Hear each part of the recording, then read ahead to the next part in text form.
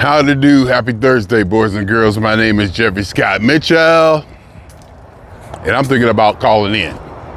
I'm thinking about calling off work today. It's a beautiful day. I feel good. I'm just a little bit lazy, but want to relax a little bit, sort of, kind of, I don't know. But the thing is, I work Saturday. So I need to take a day off during the week. It would either be today or tomorrow. And something inside me is saying, let it be today, for whatever reason. For whatever reason. And yes, I do wear the same clothes every day. Now it's a thing. Now I wear the same clothes every day just to be wearing the same clothes every day. And I wear this shirt until it becomes crunchy. When it becomes crunchy,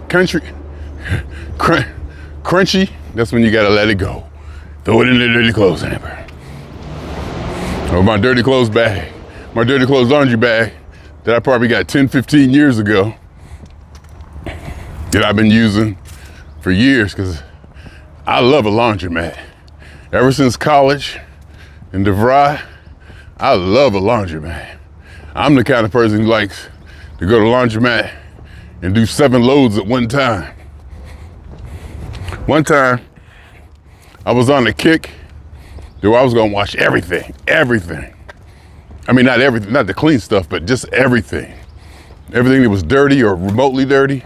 I think I had 13 loads going in there at one time. One of the washers was, of course, a 7-loader. I think I had a 7-loader going, a 6-loader going. Cost me like $30. But I got like 13 loads of clothes done in the time of maybe 1.5. Love me a laundromat. But I tell you what else I like. When I put all my clothes in that dirty clothes bag, and I go to stay at my mother's, and I throw that bag in the trunk, and I probably told this story before. I can tell, why do I tell the same? Do I tell the same stories over and over? Do I? I probably do. I feel like I told that story, but it ain't nothing like backing in that garage, opening that trunk, and throwing your clothes right in the washer. And then going in the house and do what you gotta do. And if I'm really cool, I'll come back out a little bit later, throw them in the dryer, and put the second load in, because I usually used to do whites and darks. But I probably talked about that already. Anyway, so I might take the day off, but just to be lazy. My weight is I'm probably paying for the months of bad eating or indulgence and not getting my steps in because I seem to be stuck. My weight isn't dropping. It's probably gonna stick like the last 2 nights I went to bed or something like that. My weight was 221 point something and it didn't drop. It maintains that. Then the next morning I get up, do my thing. And that morning number remained the same. It was 218. Then I walk. Yesterday went down to 216 something. Today it might go down a little bit lower. But that 221 and 218, 2 days in a row, may indicate that I'm eating a little too much at night, which could be the case because there were Fig Newtons and Red Bites and a few Whoppers after I got in bed last night. But I will say, in my defense, I regulated them. I didn't take the whole bags with me to bed. I only took like 3 Whoppers, maybe 9 Red Bites, and maybe 6 Fig Newtons, something like that, instead of taking the whole bag. And because you take the whole bag, you're gonna eat the whole bag. This is mentality or something in me that says, we ain't satisfied till it's all gone, even though we are satisfied. And then when I'm eating them with the regulated portions, I feel myself wanting more and that desire, oh, it'll be so good to go in there and get the rest of them and just to eat it. And just how good that feels to be eating it. And then I don't. I let that urge die down, and I feel fulfilled. It's like a training, like training yourself how to eat and understand eating. Because I realize whatever I put on my plate, I'm gonna try to eat it all. I blame my parents. Eat everything on your plate, it's their fault. And then I also found out that making smaller portions, you almost feel satisfied, just as satisfied. But I had to manipulate my thinking just a little bit to knock down that urge. And the funny part about it was knock down that urge, roll over and go to sleep. I mean, my God, it wasn't like I was running around. I was in the bed. And part of the reason probably why I didn't do it, because I was too tired to get up and go in the kitchen to get more. And that's bad to be in the bed eating like that. But is there anything better? I ask you people, is there anything better than indulging? Indulging. And that's what I'm thinking about doing today. Not going to work and working tomorrow. And you think about it, Friday, and I can say that the schedule, they might need me more tomorrow or today, but I looked at the shift schedule or the PTO calendar to see who's gonna be out and who's gonna be in. And it looks like it's a fair shake between today and tomorrow. So I got the opportunity I might text my boss and say, hey, I work tomorrow. Help y'all cover Friday, okay? She was gonna say, no, Thursday. She'll say, no, Thursday's the day. Anyway, you know how that goes. So, you know. So I did it. Texted my boss. Thought that feeler. Knowing damn well that I determine what happens and what doesn't. I make the call. But I like to throw some of the responsibility onto my supervisor. Make her do her damn job. You my supervisor for a reason. You got obligation and responsibility to me. Even though you my boss, you got responsibility to me to do your damn job. Nah, she's good, I'm just playing. In fact, she does it too well. She does her job too well. She calls me and catches me on too much stuff. Keeps me on my toes. In fact, she was out for a while, and I'm not gonna say that I can definitely say that I started slipping. Was I being was I being aggressive and disrespectful and, just out of pocket? No. But my level of performance and attention to detail and that started to wane. She came back. She was there like a week back or something, a couple weeks, whatever. And all she had to do was, I did a distribution list or something, and I guess she was checking on it because it was, I guess it got some attention because of who it was for and how it got routed around. And she said, how come you're still the owner? I was like, oops. Just that little thing, her being back, having that authority back. I love authority. It's comfort and protocol. I love authority and hierarchy. Stay in your lane.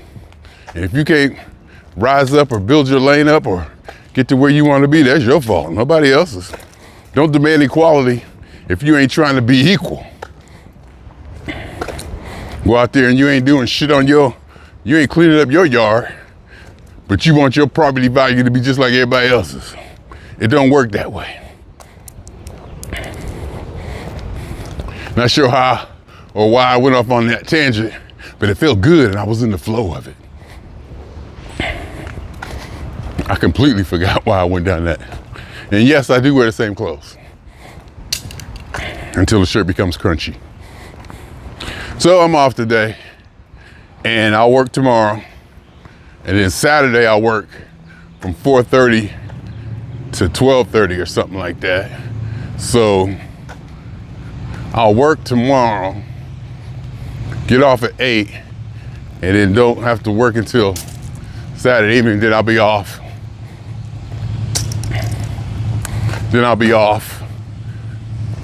Sunday, Mother's Day. I don't know if we're doing anything. Hey, how's it going? I don't know if we're doing anything Sunday. for Mother's Day. But, you know, we'll see. Oh, did I get that on camera? Did he drop something, Mr. Kool-Aid? Cool Daddy? He like one of them Arab cats that walk all cool. You ever see them Arab cats that just got that cool little walk? Like this, an old nigga from the hood. He just got kind of like a cool little smooth walk. Like, so I forgot what I was talking about now. So I'm off today, and my boss and being on me and my performance. And I looked at my performance review from last month. I got 100%. I think they take 4 calls. They get 4 calls, and somebody evaluates them based on criteria. You know, it's pretty laid out, straightforward. Well, not straightforward, but, you know, laid out metrics. And ever since I started going, I probably told this story before too. I don't care. You know why? Because this is Jeffrey TV, and Jeffrey does whatever he wants on Jeffrey TV. That is why I remember how I can remember when I went from pfunk1.com to jeffreytv.com. I remember distinctly why I did that and the urge and urgency to do that. Because I started feeling that as pfunk1.com, I was being associated with Pete Funk. And there's may or may not be some obligation in that. You know, whether people come to your site because you're pfunk1.com, they're gonna be looking for P-Funk stuff. So they're gonna get there, they're gonna say, how come you talk about you all the time? You ain't really talking about P-Funk. Or whatever, you know, or some of the P-Funk cats, you know, that's their brand. And they don't, you know, like you don't want to mess with nobody's brand, especially if you want to stay kind of close to that brand. You know, you don't want to piss them off. So, and there was some things I wanted to say and do and be that I did not want associated with that brand, that P-Funk One. In fact, I wanted to be, that was back in the days when I was being controversial. So I would have to go Jeffrey TV, be controversial, and give other people who just wanted the music part, P-Funk One. Come over there, don't have to worry about all the politics and the race discussion and the religion and all that philosophical going on. So that's why I went to Jeffrey TV. I remember. And so everything is Jeffrey TV now, and can't nobody say shit. I'm hosted on my own servers. I got a website on my own servers. Can't nobody say shit. Because I remember back in the day with Prodigy and AOL CompuServe, they would censor. They would censor your stuff. And I hated that. I hated that so much. And it wasn't that I was doing anything crazy or saying anything crazy. It was my phrasings and topics that would get caught, and certain words and things. And that used to just make me mad. Then I got my own webpage. I remember pfunk1.com. I think it was 1997. Artisan Entertainment, Santa Monica. Contractor dude showed me how to register a domain, get space. I think I was on NetZero. I forget where I had my first host. When I got my first host set up, got my first webpage set up, started going through all that. It was pfunk1.com. And it was so soon, it was so early in the game that, and when I got it, it was so early in the game that when people went to the internet and they searched or whatever, I don't even think it was a search engine out back then. I forget what the search engine was called, but whatever they would do, P-Funk people would come to my site. I was like the first P-Funk presence on the internet. So people, and even band members have told me that, you know, they Google P-Funk and they come to my site. They didn't like that because I was there first. I also registered TrulyOldDisgracious.com years ago from seeing them and working with Norwood. I had it. I just registered it. And I was always gonna give it to them, you know, when they wanted it or needed it. So I just threw up like a web page there and try to do a few things. Work with a couple people Noah Wood set me up to work with a couple people, Naja, and we built Nut Sector 5 and the website. And it was just nice. But anyway, from that, Jeffrey TV. It's all about Jeffrey. Unabashedly, unashamed. It's all about Jeffrey. Whatever Jeffrey want to do, whatever Jeffrey want to say. And I wanted to have that. And I think everybody should have that space. No, it's not all about Jeffrey. But to Jeffrey, it's all about Jeffrey. And like to you, it should be all about you. Wives, kids, husbands, mothers, fathers, no. You come first. And the funny part about it is, you come first whether you believe that or not. Whatever you decide to do, you decided because you wanted to. So it's really, once again, it's all about self. It's all about what you want to do. If you think serving other people and being a benefactor and helping out and caregiver, that's what you want to do. That's your decision. You ain't doing that for other people. You're doing that for you because you feel that's the way it should be. You know, like some people are in the family, they love their kids, they love their family, they love their wife, and they say, oh, I'm devoted to my wife. I'm devoted to my wife. You ain't doing that because of her. You're doing that because it's what you want to do. Or there's some kind of benefit or something that you know is gonna help you out. Well, I forgot to do my nasal spray this morning. Anyhow, so I'm off today. It's gonna be cool. Let's think about going down to Phillips, maybe getting rib tips, then swinging around the Wingstop, get some of the fries. And what I usually do is go out to Marina Del Rey. I used to do that and sit out there at the marina. But I don't know, we'll see. I don't know how lazy I want to be. And I think having these 2 days broken up should be beneficial since I have the 2 days broken up. And won't be indulging 2 straight days. So